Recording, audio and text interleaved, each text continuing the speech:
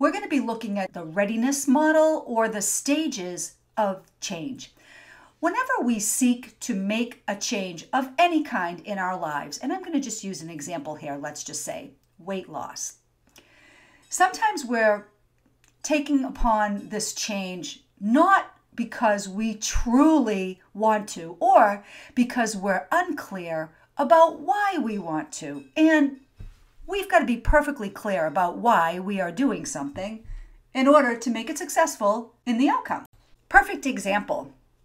I had 80 pounds to lose. I had tried for 6 or 7 years to lose that weight, and it just wouldn't come off. So when I started to lose the weight, what was the factor that drove me? What drove me towards success was the fact that I was in the right frame of mind. I was ready to change.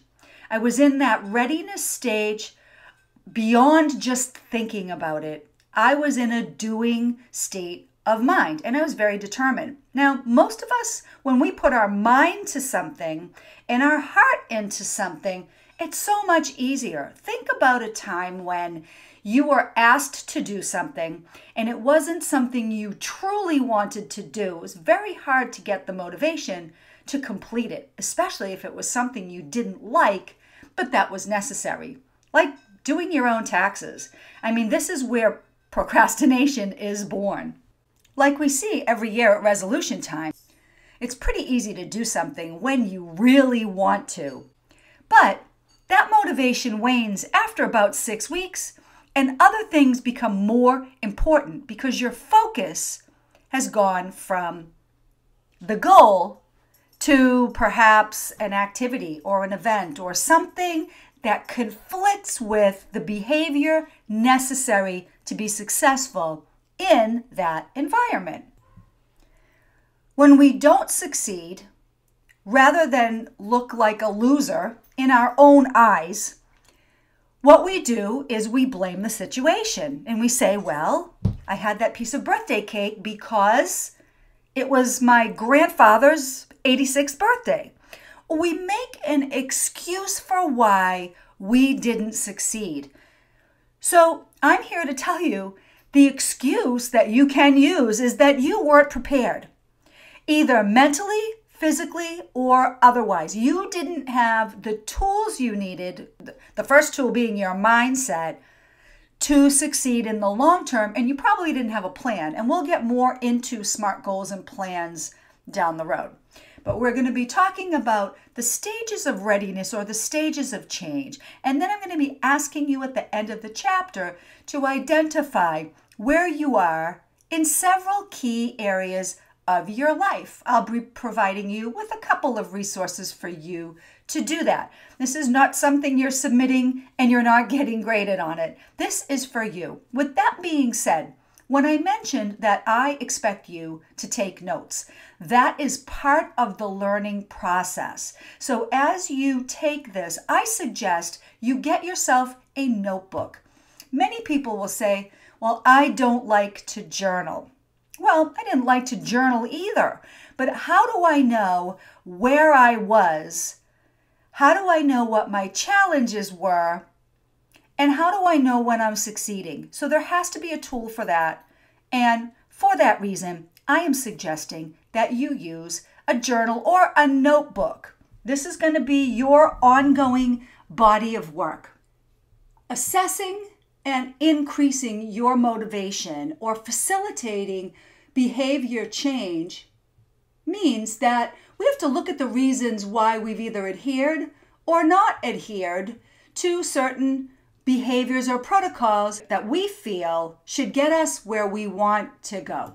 We all know that motivation is a key factor in successful behavior change, and it's been shown to promote adherence in all kinds of therapies, according to the World Health Organization. So here lies the problem. Most people never assess where they're starting from. They really don't deep dive into that, am I ready? Where am I on this scale?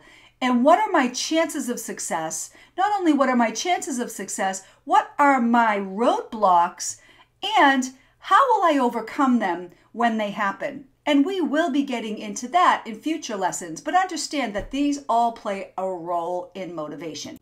Behavior change is not a single event. It's a series of events that we pass through to get to the next level, just like raising consciousness. We have a level of consciousness that we're coming into this program with, and the goal is to get us to a different level of consciousness so that we no longer think and feel the way we think and feel, so we can start to create some change in our lives, right?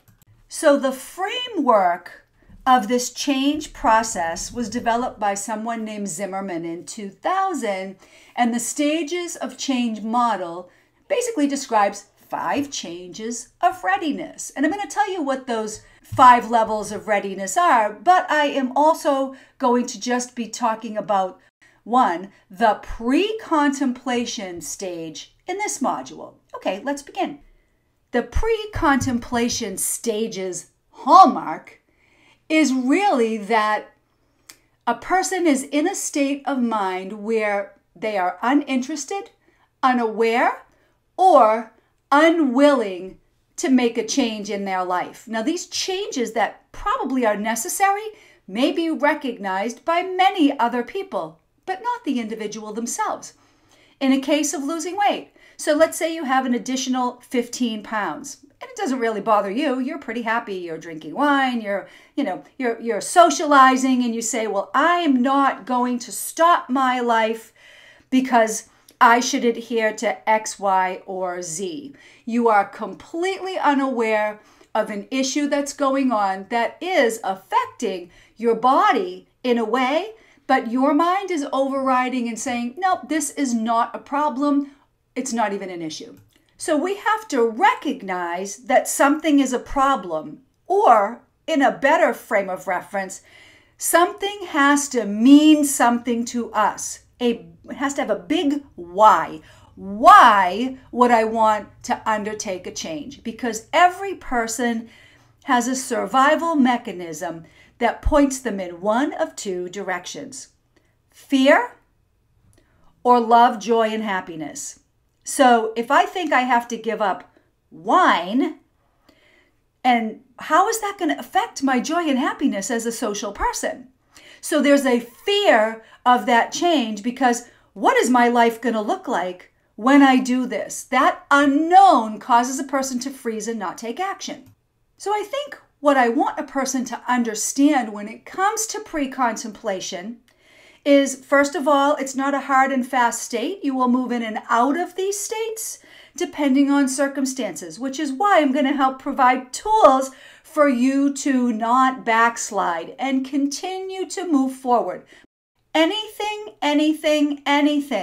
that moves you along that continuum to making positive change should not only be viewed as a success, but celebrated in some way, shape, or form. And I'm going to talk about appropriate self-celebration a little bit more down the road.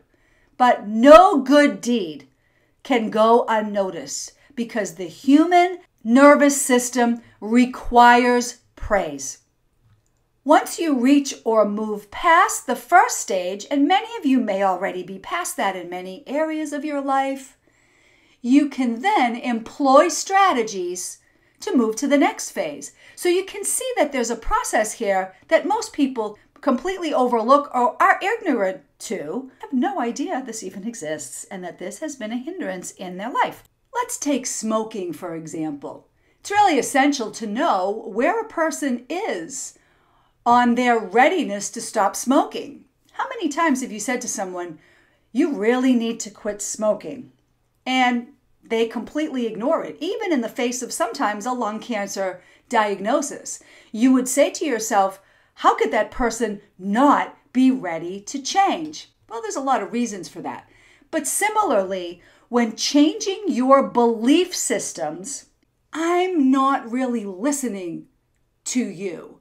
And this will not only damage the rapport between a coach and a person, the coach will not tell you what to do.